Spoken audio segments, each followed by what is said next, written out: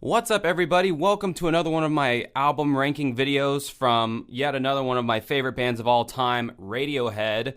I've done a lot of artists in the past that I've really liked, and even some alternative rock albums, and Eminem for good measure. But tonight we're going to do Radiohead. I feel like they have a good amount of albums in their career, enough to justify one of these videos, but yet not too much to where this will take all night. So let's start off with Pablo Honey. Now, when I go and look at the track listing for Pablo Honey, I'm just not really, none of these songs really do a whole lot for me. And I gotta stress the oversaturation of the song Creep. Maybe not on the radio as much, but I'm a karaoke DJ, and these kids sing this damn song at least, I have to hear it at least 3 or 4 times a week. Sung very badly, too. So I'm totally blown, like, just out over it, over Creep. So taking that into consideration, and just the kind of they still kind of had this like Brit pop sound. I feel like at the time, I feel like there was some shoegazy elements in this album. I'm going to put this in the meh category, because my ranking for this video, since we're talking about Radiohead, there will be no D category or F category or anything like that, because I truly believe that Radiohead has never put out a D or an F grade album. I don't think they're really capable of doing that. Those guys are just way too creative, way too talented. So Pablo Honey never really did it for me. I only bought the CD back in the day just because I'm a completionist and I wanted to have everything that a band that I love did. Funny enough, it was released February 22nd of 93, so they were right in that grunge kind of era, but I guess grunge didn't hit the UK in the same way it did the United States, so they were probably not as influenced by it, although you can definitely hear it more on their next album, March 1995's The Bends. I'm going to go ahead and put this in the... I'm going to put this in the C category for me. I know that's sacrilege to a lot of people, but for Radiohead standards, it's a C. For any other band, it's like, would be an A. Really, the standout tracks on here to me, well, the standout track is Street Spirit, Fade Out, which I think is one of the greatest songs of all time. Like in my top 100 songs, like that song would definitely be like it'd definitely be in the top 20. Beautiful, fantastic song. The song Just, nice kind of post-grunge tune about seemingly like, you know, all the bad things are happening to in your life. You just do it to yourself, and that's what really hurts, you know. My Iron Lung was a quirky, the guitar tones you could hear. Johnny Greenwood is the guitar player's name. I'm sorry if I get that wrong. Yeah, it's Johnny Greenwood. His guitar tones are you can already hear the wackiness, the effects blending that he's using that we'll start to see. It's much more prominence on their next record. They definitely got some ballady songs on here, which is kind of the last time you'll see that from this band for a good while. And they're ballads in the traditional sense. Like you have the song High and Dry, which, I mean, could be on any like lover's mixtape to their loved one. You know, you have Fake Plastic Trees, which is also it's a sweet little song, but you know that's not what I go to Radiohead for. You know, for the ballady stuff. I don't really care for that. Nice Dream is kind of in that same category. So yeah, I feel like the beginning of the album opens pretty strong with Planet Telex. Really cool kind of guitar processing on the intro. So yeah, but with all that being said, with all the stuff coming ahead in this list, I just can't put that in the same category that I'm going to put some of their other upcoming classics. Next, obviously, OK Computer. I mean, Perfection. It will go down in history as one of the classic albums of the 90s and really of all time in my estimation. From the beginning ominous guitar riff of Airbag and the distorted kind of sloppy drums by Phil Selway. And then you have, of course, the monstrous Paranoid Android, like that's like Radiohead's Bohemian Rhapsody. You know, it's such an amazing, quirky song, and the music video for it, the animated music video, I remember seeing it as a kid and just being like blown away by how the song fits so perfectly with that animation style. It was like the perfect like MTV style music video and song at that time. Subterranean Homesick Alien, the out of this world guitar pitch shifting effects that Johnny Greenwood is using on his guitar is amazing. Exit music for a film. Now this is a ballad, but it's just so incredible, and I believe it's about the whole Romeo and Juliet thing, but man, just so dark and dreary and minor key, which is what I like a lot more than like the more of the major key songs like High and Dry. This is like the depressed cousin of that song. Let Down is a nice little kind of upbeat tune that fits in this world, but probably not my favorite song on the album. Karma Police, of course, we all know that one. I sing that at karaoke all the time. I feel like I do a pretty good job with it. Fitter Happier like blew my mind at first when I first heard it, because it was like I'd never heard that, like, because I bought this album only, I don't know, probably only about 5 or 6 years after it came out. So up until that point, I had never really heard that robotic synthesized voice like saying all these random things: fitter, happier, more productive, comfortable, getting along well with your contemporaries, all this stuff. And it's just like, what? This is some out there shit, but I really liked it because it was so different. And that's what I feel like the music world is missing now is different shit. It all sounds like everyone's so afraid to take a fucking chance now, and not Radiohead, especially not on this album, and especially not on the albums that followed it. Electioneering, nice rocker, even got a fucking cowbell in there to boot. No Surprises, great song. I guess you could consider it in the ballady kind of category.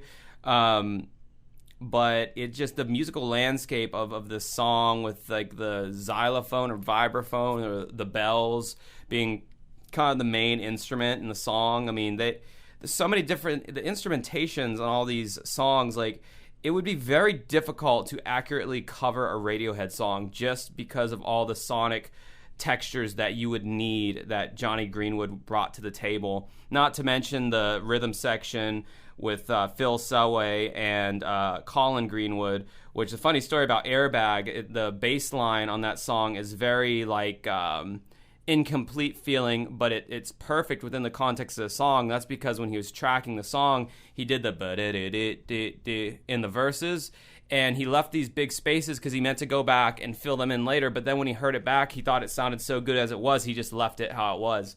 Lucky, fantastic. I'm on a roll, that's a great song.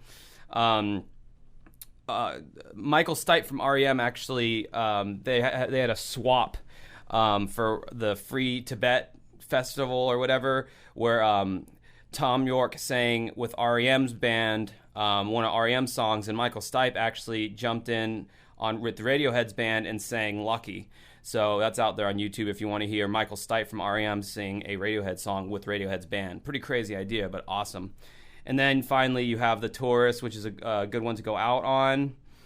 Up next we have Kid A, which... for different reasons, I have to put it in the A category.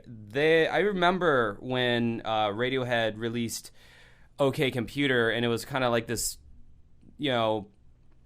big deal. Obviously, the record blew up, but then there was this like kind of this delay between OK Computer, which was released in May of '97, and then Kid A, which was released in October of 2000.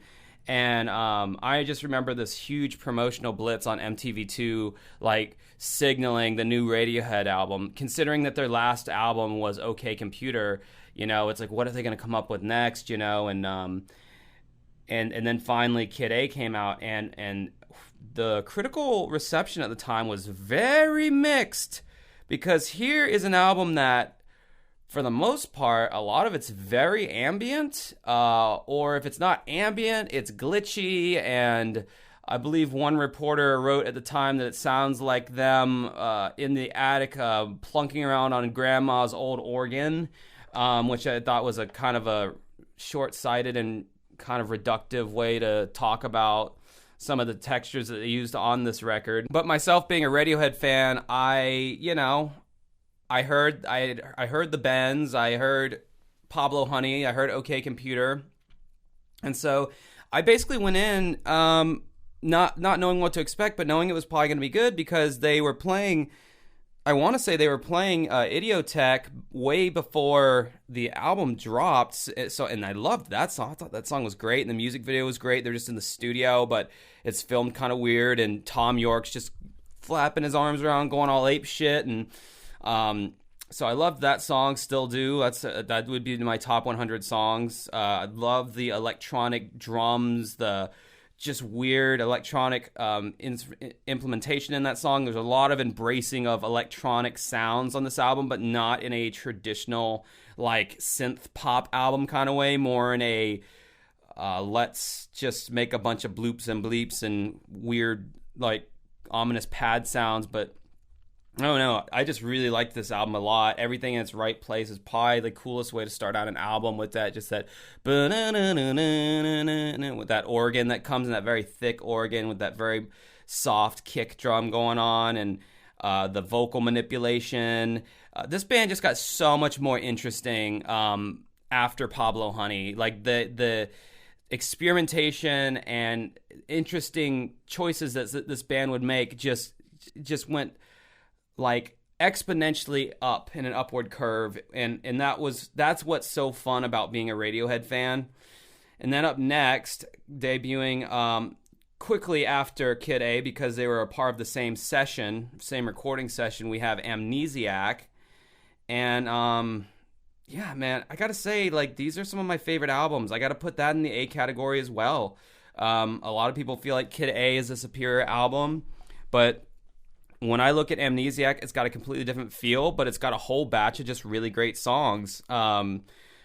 Packed like sardines in a crushed tin box is a cool way to start out the album, with this like kind of like a very foreign kind of sounding, like an Indian sounding drum pattern, some kind of metallic drum loop with an electronic beat that comes in over that. And I don't know, like it was just, again, with the experimentation. Then you have Pyramid Song, beautiful piano, kind of going back to their slower stuff, but like they just got it right at this point. At this point, they figured it out.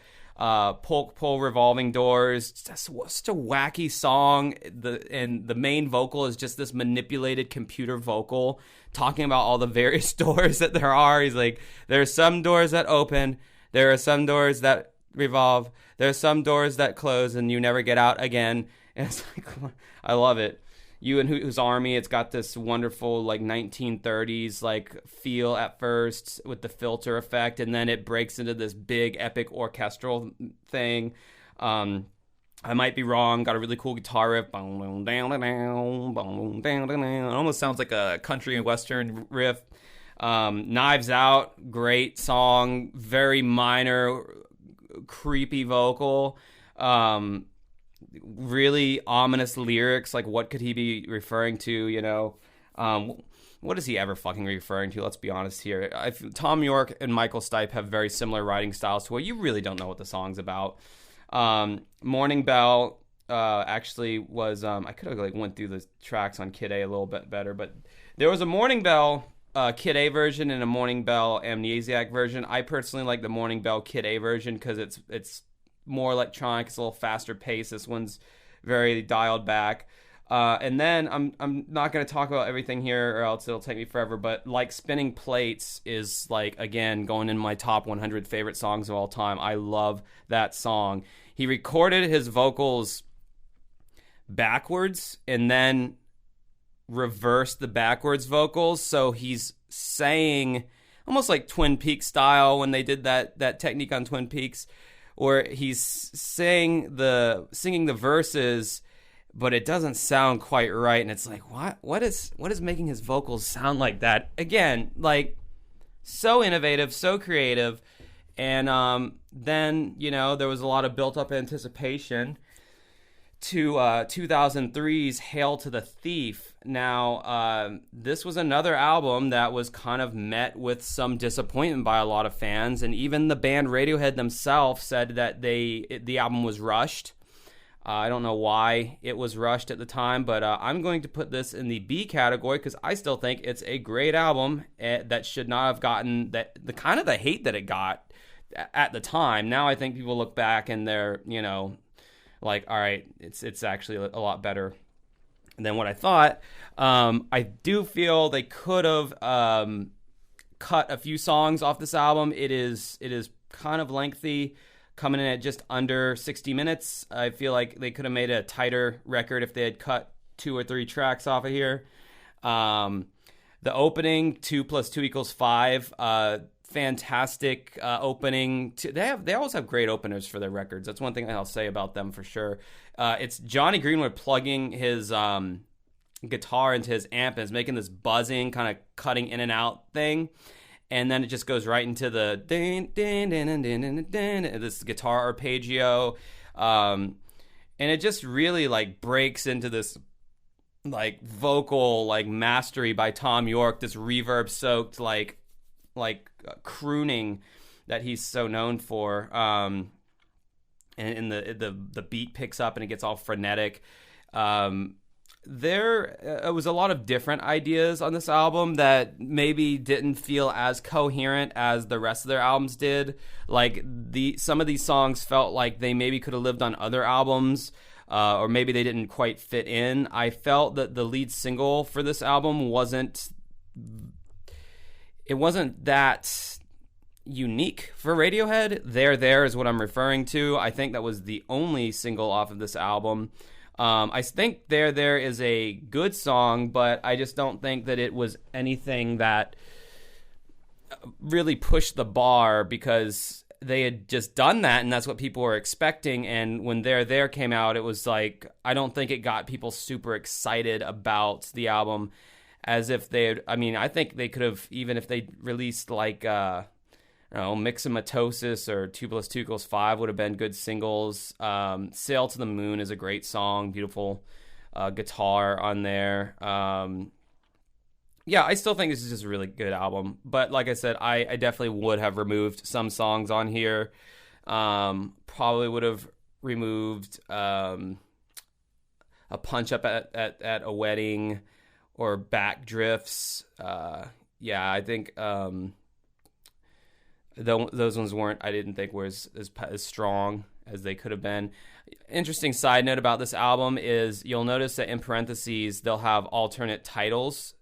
And from what I believe, and I probably could have looked this up to know for sure, but I believe the album got leaked while they were still using their working titles. Now, this happens all the time. A band will just have a working title for a song, and then they eventually change it to something else that's more significant.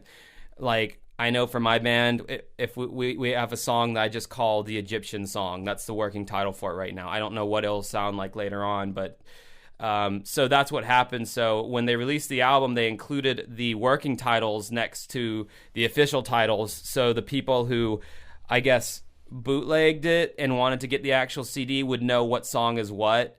So that's kind of an interesting little side note there. And then up next, we have... So we go 4 years without a new Radiohead album, and then in 2007 we get In Rainbows, and the In Rainbows like broke the internet. I don't usually use such trite phrases like break the internet, but it really did at the time because when it came out, I believe Radiohead was not on a record label at the time, and they wanted to release the album independently. Not only independently, but they wanted to release it digitally, and you could name your own price on their website. I shit you not. You could go onto their website and click, purchase, and then a box would come up and say, how much would you like to pay for this album? And you could type in $0 or 1 penny or $50, and you could download it. And I heard that they actually made a good bit of money off of that record just from that. They did eventually release the album through Zerbia or Zenless. I don't know what this says here, but they did eventually get the album into CD stores, and that's when I bought the physical CD. I still haven't rated it yet because I'm trying to prolong the pitchforks and the torches as long as I can, but I'm going to put this in the C category. In Rainbows was the first album that came out by Radiohead where I really just couldn't get into it. The whole recording itself, if all the other albums leading up to In Rainbows seem to kind of constantly be innovating, experimenting with textures, and never being afraid to experiment, I feel like In Rainbows it felt unfinished. A lot of the songs felt like they just were good ideas but needed more seasoning, more something. And also I feel like the recordings themselves are very dry. Radiohead has always usually soaked a lot of the vocals and the guitars and a lot of the textures in heavy reverb, but all the drums on this album I feel like were very dry and it almost gave me the vibes of like a garage band type recording. I didn't really dig how these songs were produced. I'm looking through the songs here. I don't know. There's some good ones. And then there was a second In Rainbows album that came out. And it had 8 songs on it. Pretty good. I could see why it was the second album. It was essentially a bunch of B-sides from the In Rainbows sessions. I think Bangers and Mash is probably the best track off of In Rainbows disc number 2. I think that would have been a good single. I don't know if there were any singles off of this album because they were kind of not playing the big corporate record industry game, and Radiohead is really one of the only bands that can do that, because if any other band had taken this approach and had no direct support from a major record label, the album would have went to shit. But I can tell you right now, In Rainbows is a fan favorite. It is not one of my favorites by any means. I don't dislike it, but yeah, I would definitely put it in the same. I like it about as much as I like the Benz, but at least the Benz has Street Spirit on it. So anyway, moving on. So they release, In Rainbows in 2007. They make us wait another 4 years for 2011's King of Limbs. And yeah, this album is very meh.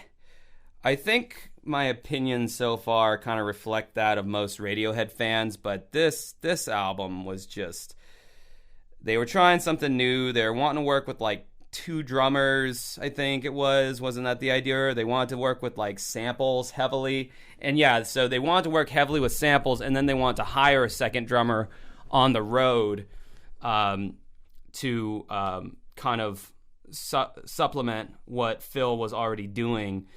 And I don't know, it's like when you go too far out in the experimental world, if I can talk.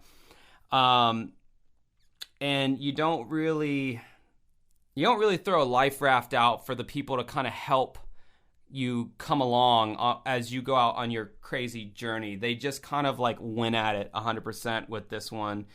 And the songs weren't really there for me.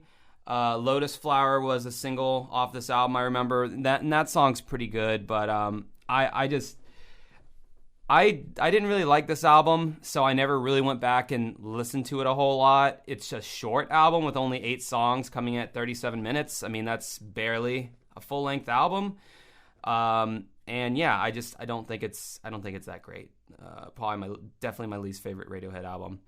Then they make us wait another 5 years, and finally in 2016 we get Radiohead's Moon-Shaped Pool, which I think is a much more return to form with Radiohead, and I will put this in the B category. Love the songs like Burn the Witch, and Daydreaming. That we finally get a studio version of True Love Waits. That's a song that's been floating around. Radiohead, much like some of the other bands I've covered in the past, they have extensive amounts of B-side songs. I forget which band I was talking about. It might have been Peter Gabriel. There was another band I covered in one of these tier ranking things where I made the statement that this band has so many B-sides that you could literally make a brand new album from Radiohead with just some of their B-sides, and their B-sides are great. Listen to The Trickster. Listen to, True Love Waits was a B-side until they finally put this on an actual album.